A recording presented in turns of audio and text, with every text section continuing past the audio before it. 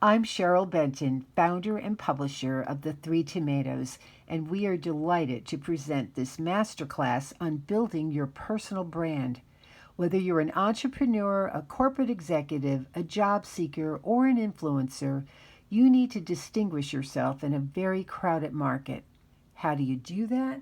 By creating a powerful personal brand. Now, meet our experts. So, first, let me introduce Anouk Pappers. She is an anthropologist. She is founder of Signitt, and that's a company that helps business and social leaders build a strong online presence, which is critical for career advancement, a career pivot, or finding new clients. And then we have Janet Wise, who is a master career strategist and personal brand advisor. She helps women thrive in their careers using a unique program called the Branding Room. And so I want to start with you, Anouk, because you spent 20 years working with global corporations, helping to build their stories and their brands. And now you've taken those tools and techniques that you've learned for building corporate brands into helping individuals and particularly women to, and you're focusing on how to build their online personal brand. So tell us how that evolved and why the emphasis on women. Yeah. Well, I started traveling the world because I'm an anthropologist. So I've always been very curious, understanding people, cultures. So in 2002, I set out to do that. And I said, well, I'm going to travel the world. I'm going to meet brands with a purpose, people with a vision, help them tell their story. So I did that, traveled the world, wrote stories, published a book every year with the best stories that we encountered until in 2013 something happened.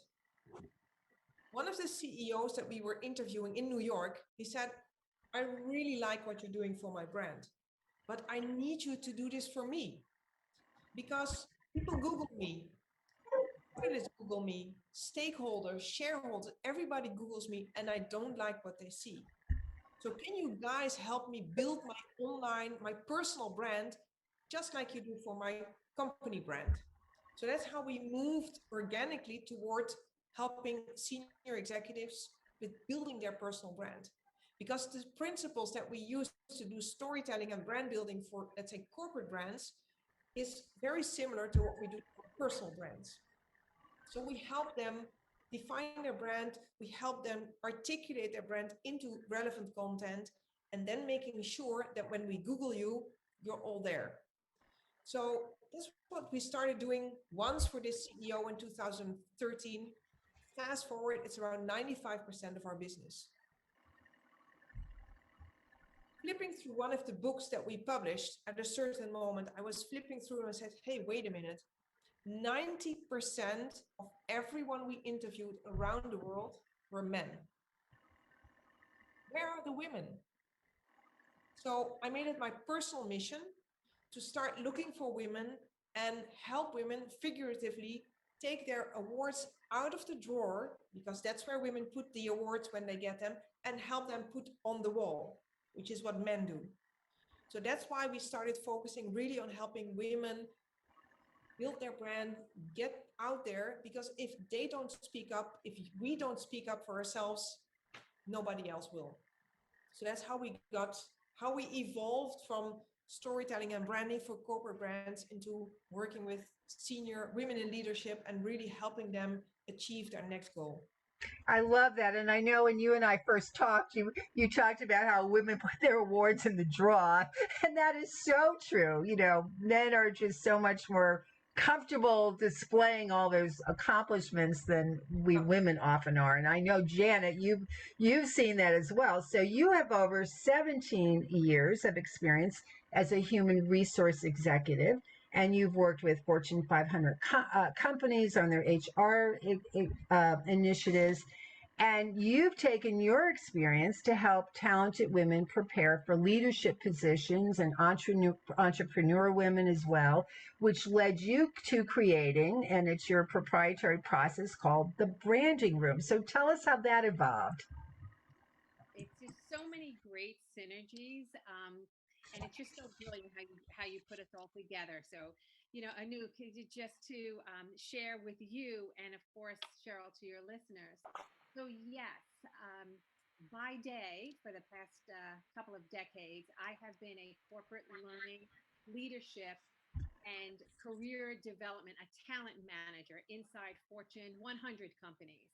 And I'm at the table many times when the business leaders are um, deciding who is the right talent to deliver against the strategy, right? They have a strategy. This is how we're going to go to market. Where's the talent in the organization? And these would be global organizations, and for the most part have been within financial services, legal sectors, and insurance services for the most part. And regardless of what sector or what table I'm at, I mean, the first thing is it's really great if they're talking about you Okay. in the room. However, how do you get noticed? And part of my remit was also women in leadership. And we know, as Three Tomatoes, we've been around the block a few times. It is the conversation about the business case has been made as to why we need the diversity, including women, inside boardrooms and senior positions. And as somebody who headed up, global learning, it if it was just about the training, it would have happened already. It wasn't happening. Exactly. It's a different conversation. So I started to realize those who weren't making it to be talked about in the sort of the inside the boardroom secrets, I realized they didn't have their visibility for two reasons. One may be they have a manager who is a blocker, and that's a separate conversation, but that's really about somebody who says, I've got really good talent, I don't want to share it with anybody else, they're delivering in my division, I'm going to keep them here. That's a different animal. But mostly it's because those managers did not have their direct reports, their top talent, women in particular, didn't have the talk track, didn't have the sound bites that let their managers be able to share that they were career mobile, that they had an expertise, they were a subject matter expert, and they were value add for the business in line to where the business was going. So oftentimes I would have to coach or develop programs, and I realized a lot of this has to do with being able to identify and reveal a career brand, a personal value proposition, and then celebrate that, communicate that, and then illuminate that, particularly inside organizations. And out, right, and externally, but I'll sort of separate that here, just for the benefit of our other, online experts. So yes, it was to give women a voice. Yes, well, we love hearing that at the Three Tomatoes. That's for sure. So let's start first by defining what personal branding is, because I think we hear that bandied about all the time, and why it's important. So, Anouk, let's start with you. And you made a very powerful statement that I read in another presentation that you gave, and you said, "You are who Google says you are." Exactly. Well, that's my favorite one-liner because the thing is, and especially in today's world, our first, second, third impressions are online. Pre-COVID, we used to say a first impression is not an impression until it's validated online. So when we're going to go back to meeting in person, still our online presence is super important. And because of COVID, it has become more critical. So making sure that you understand what your online presence looks like is crucial. Because whether you like it or not, and whether it's accurate or not, you really are who Google says you are. So when we talk about what a personal brand is, there's many definitions. We see it as it's a definition of who you are and what you stand for. It's very important that you realize that your personal brand is beyond your job title. It's not about what you do. And by lifting it up to that level, it becomes something that belongs to you, independent of where you work. Because very often we work with people and they say, yeah, but I do this, I do that, I do this, and now I'm here, but maybe I'll go. And if you stick into that level of what you do and try to define yourself based on what you do, you're never gonna go beyond that, and you're never gonna be able to really define who am I, because that's something that's unique to me. Because we're all a VP or an SVP, or we all have, let's say, the same titles. But what makes us stand out? What makes us unique? That's what your personal brand is about.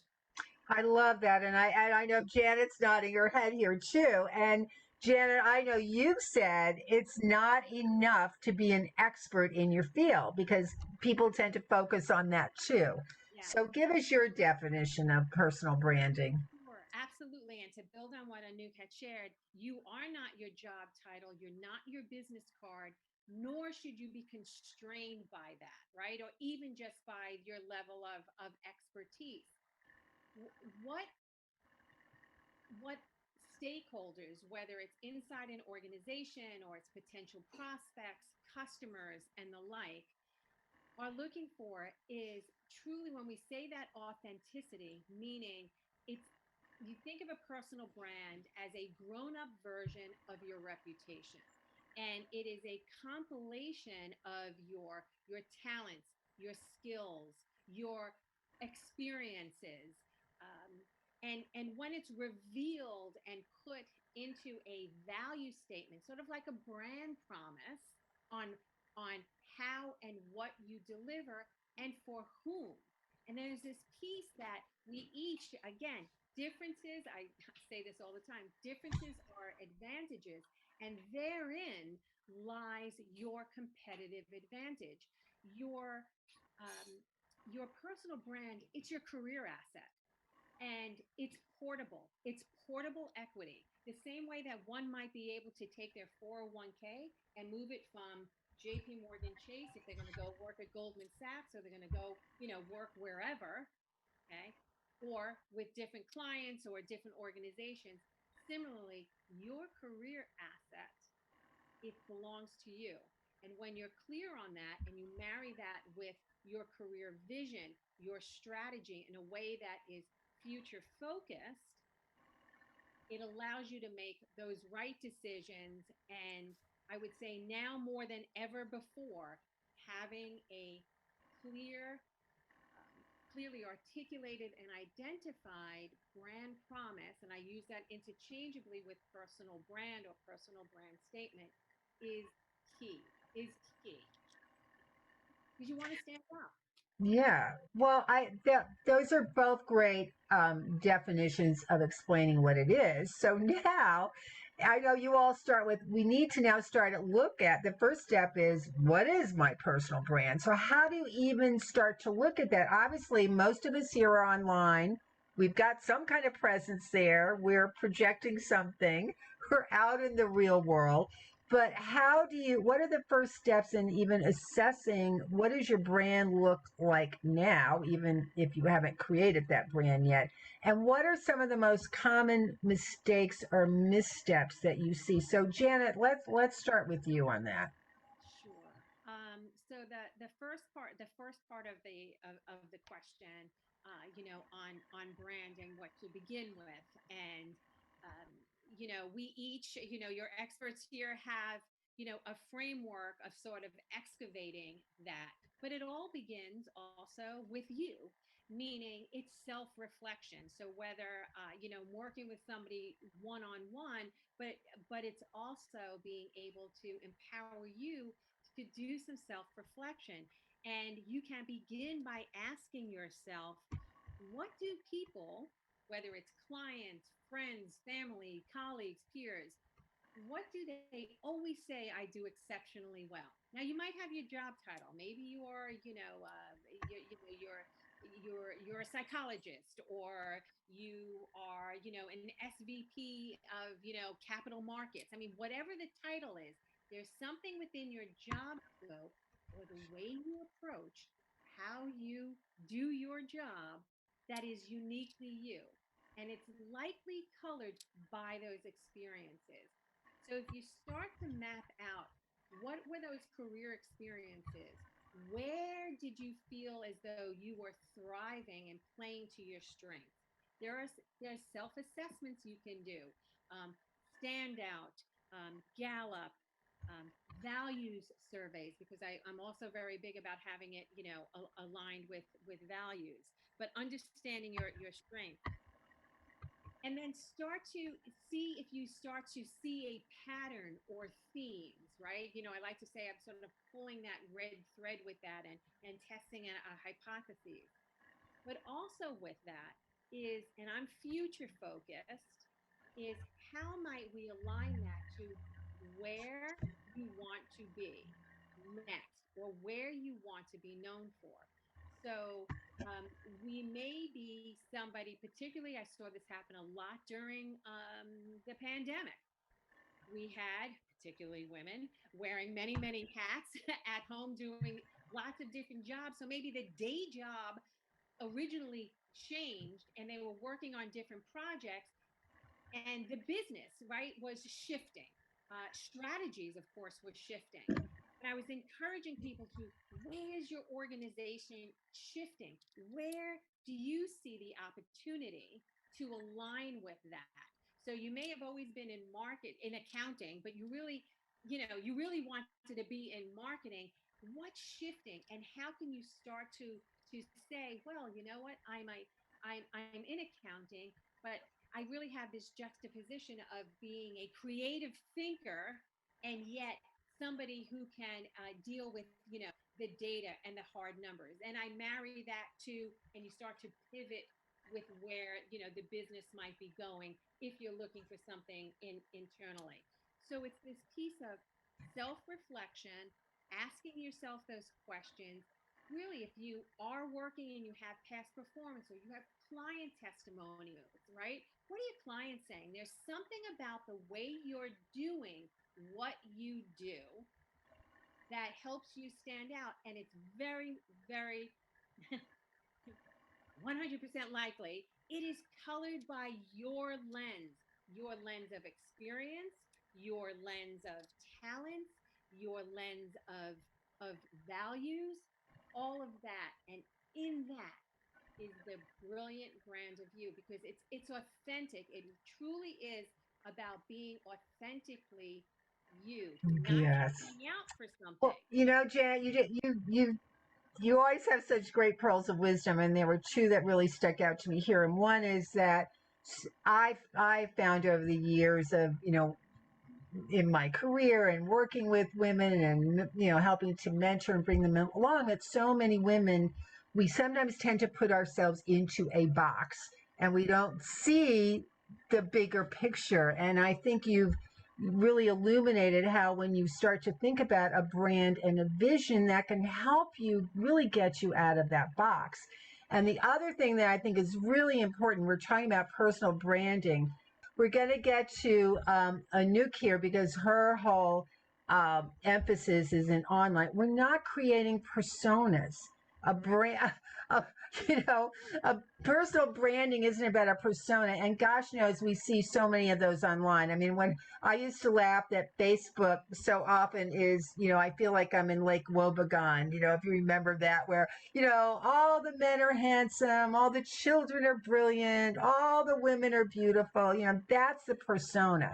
That's really not what we're talking about, and it does have to be real. So I want to now move over to Anouk on how you're looking online. What are the things that we need to look at in terms of what is our online brand? And I think a lot of us really haven't really taken a look at what we're projecting there.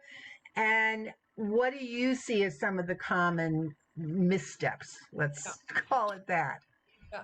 Well, first of all, we could talk a long, long time about missteps and mistakes. So I will keep three of them for later. What we do when we start working and working with you, it's really looking at, we do a thorough online presence assessment. And an interesting thing, and maybe we can do that when we do the Q&A, who Googles themselves on a regular basis? And usually we get the answer around 1/3 of people Google themselves regularly, let's say every 3 months. The next question I ask is who Googles others? Before you meet someone, after you met someone to check out if the story was right, before you decide to work with someone, before you go on a date. 99% of people Googles others. So the big realization or aha moment, if 2/3 of us do not Google ourselves. So let's say that Cheryl Googles herself and Janet and I, we don't. Janet and I have no idea what 99% of all of you see. That's strange. And that's something that you should be aware of because people are looking at us and we don't know what they see. That's actually one of the missteps or mistakes. But the interesting thing is we always start Googling you. Just type in your name and see what comes up. Who are you? Is it you? Is it relevant? Is it current or is it something that was published in 2013? And most importantly, does your online presence position you for your next goal? And that's where Janet and I completely overlap. It's about the future. Look at your LinkedIn. Your LinkedIn is always about the past. Your resume is about the past. When we talk about, when we are in conversations, what do we talk about when we present ourselves? I work there, I lived there, I studied there. That's a given. Great. Shift gears and start looking at, I believe in, I want to achieve so and so. Only if we start doing that online as well as offline can people help us get there. So it's really about aligning your online presence with your next goal. This is where I want to go. If you start, use your LinkedIn network to start talking about your next adventure, what you would like to achieve. Then people can say, hey, wait a minute, that's interesting. I can connect, I can help you, you can get there. People need to know how to talk about you. We need to give them the right ammunition, or as we say, we have to give them the right talk value. If I want to talk about Janet to someone, I have to know exactly who she is and what she stands for. I don't need to know exactly what she does. I need to know who she is because people connect with people, not with job titles, not with companies. So if I can talk about Janet on a high level, I can position her in the right way. Then someone say, hey, wow, that's interesting. Let's connect. Whatever she does is secondary. That will follow. So I think, and it's of course it's online and offline, but it's really about creating that online brand, that online presence that supports you. Use Google as your wingwoman, as we say, and make sure that the stories that you want to tell about yourself, the value that you add, that they're out there. So I think the mistakes are the three that I wanted to share is, first of all, people forget to focus on the future. It's all about the past. So think about whatever you're going to be publishing online, whatever you're going to be saying, use your LinkedIn about to write about the future. What are you trying to achieve? The second mistake, you're not your job title. We talked about this before. You're so much more than your job title. Your job title is basic hygiene. The reason why people want to hire you, work with you, connect with you is because of what Janet was saying, that unique thing that's inside of you. That's why people want to work with you. And the third one is that's my second favorite one-liner. If you do not publish, it didn't happen. Whenever you have the opportunity to make in this world a screenshot, a short video, a blurb, even if you write tomorrow, I went to the Three Tomatoes personal branding event. My three key takeaways are 1, 2, 3. Add a picture, a screenshot of the three of us speaking, add that, you publish. That gives people in your network the idea, hey, wait a minute, she's into personal branding, she's getting information, she's knowledgeable, etc. Even if you're not one of the speakers, it positions you in a certain way. Same goes for the three of us. So Cheryl, Janet, and Anouk, we should all three use this. The minimum we should do is take a screenshot, put it on our LinkedIn or on our social media, say, hey, we were speaking, etc. It's how you position yourself. It's how other people also perceive you. So that's an important thing as well. If you don't publish, it didn't happen. Such great advice from both of you. And I have to share a funny story when you talk about how people always Google you first. This was actually about 4 or 5 years ago. I was being interviewed by someone. And we're about 20 minutes into this conversation, and the questions were kind of strange. And I was kind of feeling like I'm not quite sure where it's going. Got about 20 minutes into the conversation, and then he said, so, what was it like working for the CIA? I looked at him and I said, I never worked for the CIA. And he's like, well, isn't this your what? He had Googled another Cheryl Benton who had worked for the CIA and had a totally different profile. And we didn't realize that until halfway through the interview. So, so watch who you Google. That's just my little side story there. So anyway, of course, Cheryl, he's probably insisting that you really were with the CIA, but had you fessed up, yeah, exactly. Of course, yes. So of course I can't tell because then I'd have to kill you. So of course I have to stay undercover with that, right? Cover. It's a great cover. So anyway, this is such great advice because as we go through the process of first of all understanding what a personal brand is and then starting to look at what ours looks like right now, I know it's all of us do this, and I know I'm going to take a much deeper look now too. There can be a lot of confusion. We may not be expressing ourselves the way we want to be. We may just see our brand all over the place. I mean, we're all on so many different social media sites, particularly, but even how we're presenting ourselves everywhere that we are. So, I want to talk a little bit about what some of the key next steps are in building and strengthening our brand. So, Janet, I know you talk about uncovering your unique value proposition. So, let's talk a little bit about that. So, that really comes down to understanding when we say who you are, who do you serve, what value does it bring? When I say who do you serve, who's the audience, right? I mean, whether that's internal clients, external clients, as well as the value that you bring, as I said, and how you unique, what's that element of you on how you uniquely approach that, right? Where's the value in that?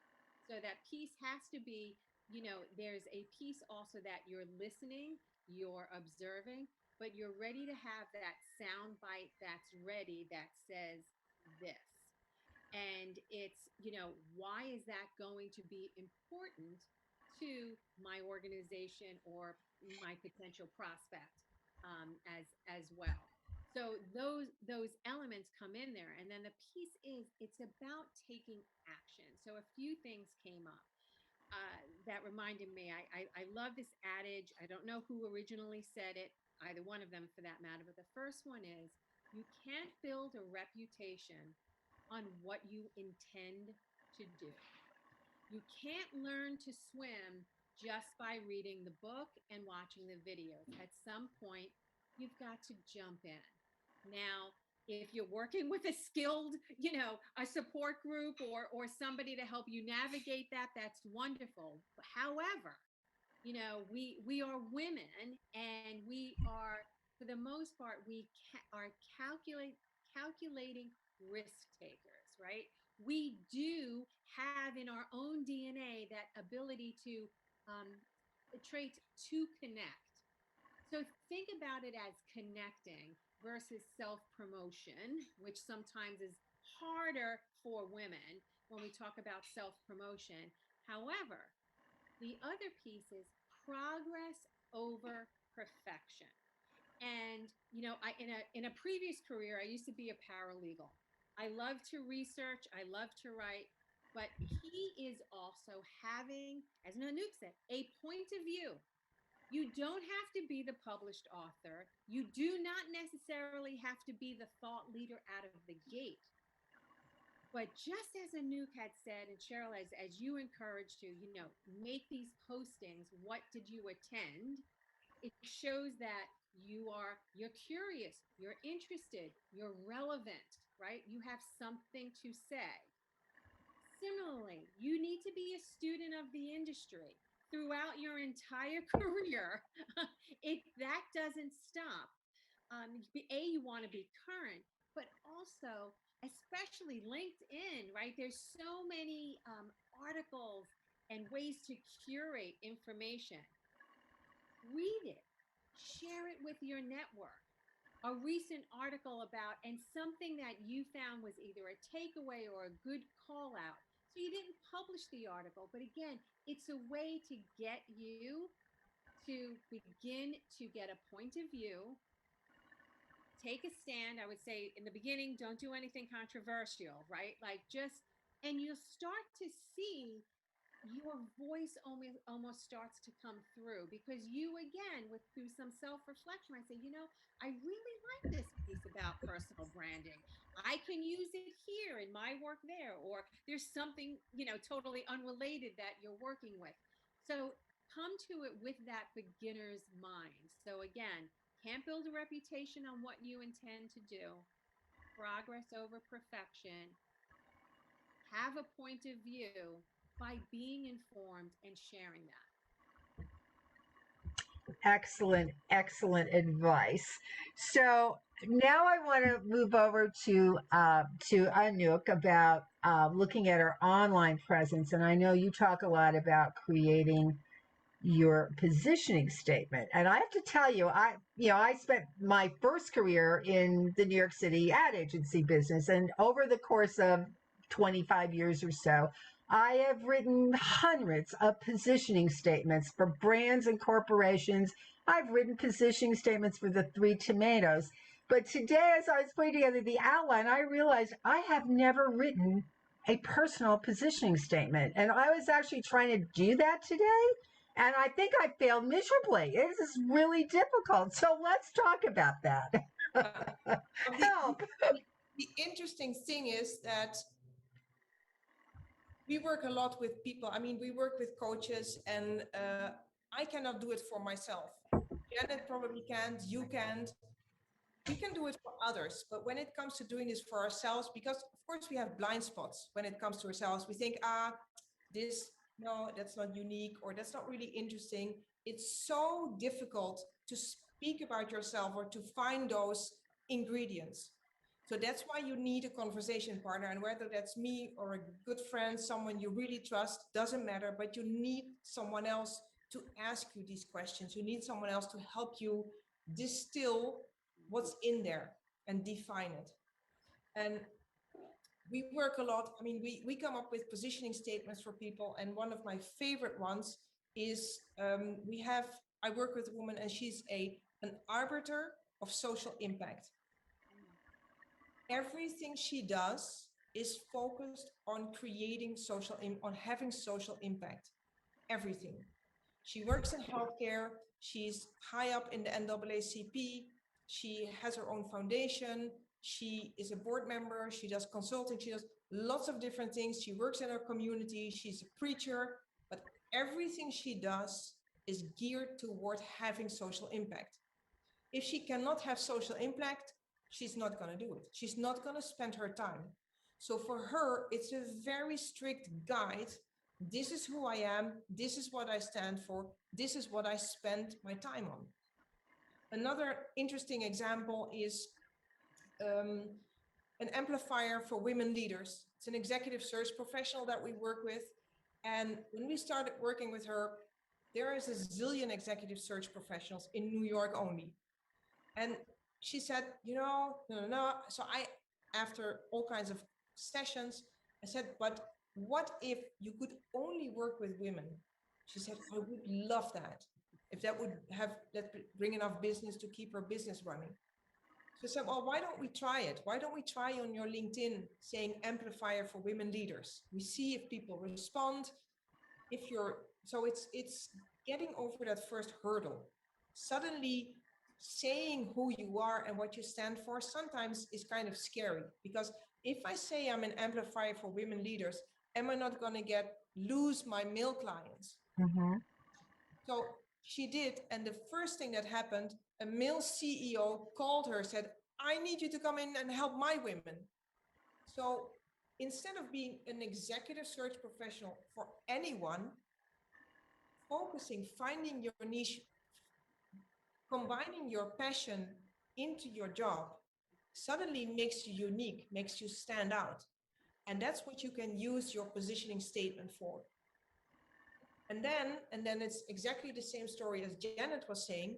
Once you define that positioning or that brand, you need to articulate it into content. So you define who you are, you find or define your communication topics and stick to them. Because if you say, I'm going to publish something every month, and again, it doesn't need to be original. The idea of using a Harvard Business Review or something that you read, write your opinion about it, perfect way to start getting used to publishing content. But you have to publish. Stick to your topic, because what you want to become is the go-to person for, or the thought leader on, or the subject matter expert on. So in my case, I talk about personal branding and online presence. That's it. I care about the environment, I care about lots of other things, but you will see me talk about these topics, because that's why you all know you have to connect with me if you want to know something about your online presence. If I communicate about something else every month, it's like, well, she knows a little bit about all these different things, but what does she actually stand for? So that's super important. Stick to your topic or topics, can be more than one, and be consistent to staying current and relevant on a monthly basis or whatever your frequency is. But that's super important, because that all underwrites and reinforces your positioning statement going forward. Well, that's really important advice, because now you're talking about, once you define your brand, then it really helps to how you communicate that brand. And you've given, some great examples online. So I just want to ask one last question, and then just talk a little bit about communicating your brand in the real world. We've been talking a lot about online, but I know you cover everything with some of your clients, from wardrobe, how you look, how you present yourself. What are some of the key things there that we need to think about in the real world when we meet people? Also, consistency, right? Just like, any brand element. So consistency. And I will tell you, I'm wearing a scarf tonight. Almost invariably, every time you see me, I will have a scarf. I know I don't lead with it. You're going to say, what does that have to do about career mobility, career development, and the personal brand piece? But what it does have to do is subtly, you're seeing that there's an accessory, right? There's something that I always have. So whether it becomes a talking piece or a focal point, but it's also just part of my chosen wardrobe, what reflects on me. Okay, there's reasons why I wear a scarf, a whole bunch of different reasons, and some just for the freaking hell and fun of it.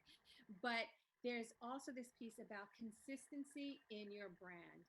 And what was damaging to some women, and to many, was during COVID, they didn't put their camera on. Now, I've been in global learning, so WebExes and Zooms, and we've been doing this for a full decade. Okay, it wasn't Zoom, it was WebEx, it was Cisco. There was always something. Somehow, we wanted to say we're working so hard at home, which I know we are and were, and juggling so much at home. we've got to put the camera on. And there was nothing more almost damaging to your brand with actually not being seen. You just couldn't see me. You had to see me. It's just like taking the right seat at the table in the conference room. Not, oh yeah, I'll be the last one in and that's okay, I'll grab the chair. No, make it your business to be in there and be seen. I'm not saying you never go get the chair. That's not what I mean. But those are the elements around. So how do you consistently show up? I will also tell you that I worked from home before COVID. And I realized for me, and here I am a 3T, I'm a baby boomer. I've got to tell you, yeah, it was a little exciting at first when I realized I didn't have to schlep into the city, and maybe I didn't really have to get dressed. Okay. That lasted about a week and a half. I personally was not productive. So this was about me and how I wanted to show up. So I would come downstairs in the morning, fully dressed. And my husband would say to me, oh, do you have an appointment in the city today? And I used to say, no, I'm going in the in the back room, in the back office to do my job. The piece is also, now we're tuned in, tapped on, and can get reached 24/7. Now, I'm not saying you always have to be coiffed and this is an evening and this is a different event, but I'm going to tell you that during the day and business hours, if somebody says to me, quick, Cheryl, jump on a call, I've got a client, you don't want to be, oh, shit. I can't. So little accessories and other things add to my brand, but it also can carry the day. The piece is, have your talk track ready, be ready to be seen, and you have to be willing to share and look for those opportunities to weave the story in. And you make it about yourself by making it about others and then somehow turning it back and making it about yourself. And that sounds convoluted, but it really is this piece about when you start to understand and see those sound bites that are uniquely you, you can weave that in a way that's conversational. But you've got to be seen, you've got to show up. And how does that represent your brand? I mean, and I don't really get into colors and logos. I mean, there are other people, and as a marketing expert, it's very, very important. But the consistency and what you're known for and the language you choose. Exactly. And where you hang out. And I love your scarves, Janet, and you and I also share a great love for shoes too. So we know that.